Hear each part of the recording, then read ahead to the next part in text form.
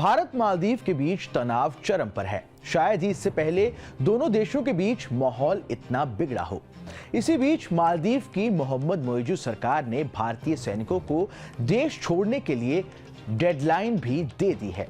मालदीव ने भारत को 15 मार्च तक अपने सैनिकों को वापस बुलाने की डेडलाइन दी है। ऐसे में यह सवाल खूब चर्चा में है कि आखिर भारत मालदीव के गुस्से को इतनी चुप्पी से क्यों सुन रहा है। तो आइए आज इस वीडियो में इसी सवाल पर चर्चा करते हैं। मेरा नाम है कुंवर शर्मा और आप देख रहे हैं न्यूज नेशन का डिजिटल प्लेटफॉर्म।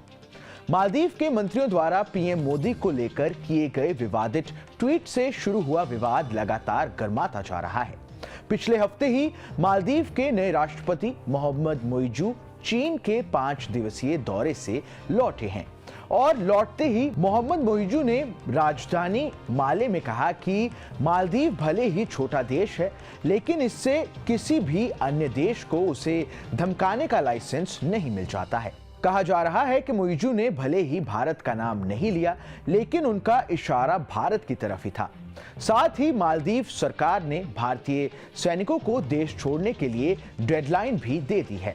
मालदीव के विदेश मंत्रालय ने बताया कि भारत और मालदीव भारतीय सैनिकों की वापसी की प्रक्रिया शुरू करने को लेकर तैयार हो गए हैं, लेकिन भारतीय विदेश मंत्रालय की ओर से जारी बयान में भारतीय सैनिकों की वापसी को लेकर दी डेडलाइन का कोई जिक्र नहीं किया गया है।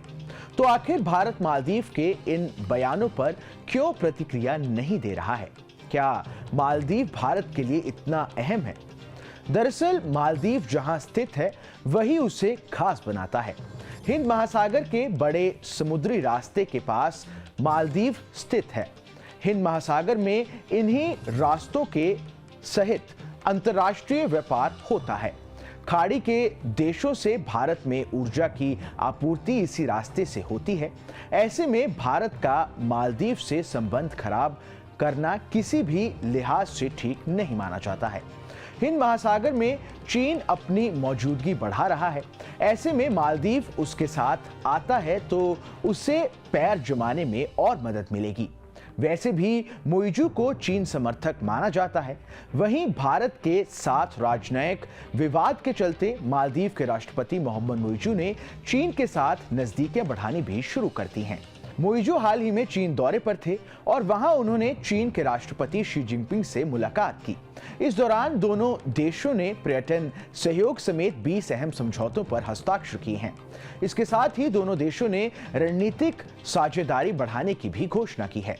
वहीं कहा जा रहा है कि अभी मालदीव का विपक्ष भारत के साथ है, लेकिन भारत के आक्रामक बयान से वहां की आम जनता नाराज होगी तो विपक्ष भी जल्द भारत का साथ छोड़ सकता है।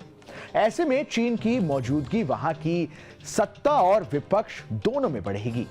इसके साथ ही मालदीव में मुस्लिम आबादी ज्यादा है। भारत में सांप्रदायिक विवादों का असर भी वहां होता है।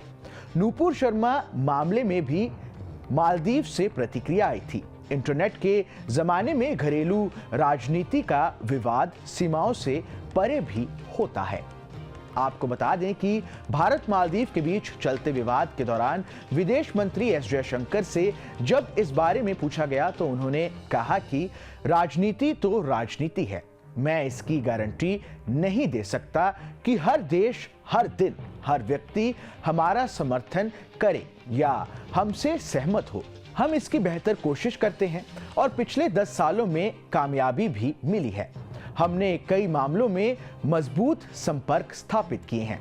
राजनीति में उठापटक की स्थिति रहती है, लेकिन भारत के बारे में वहां के आम लोगों की राय अच्छी है और उन्हें भारत से अच्छे संबंध की अहमियत पता है।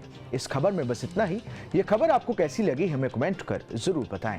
देश दुनिया की तमाम बड़ी खबरों के लिए देखते रहिए न्यूज नेशन का डिजिटल प्लेटफॉर्म।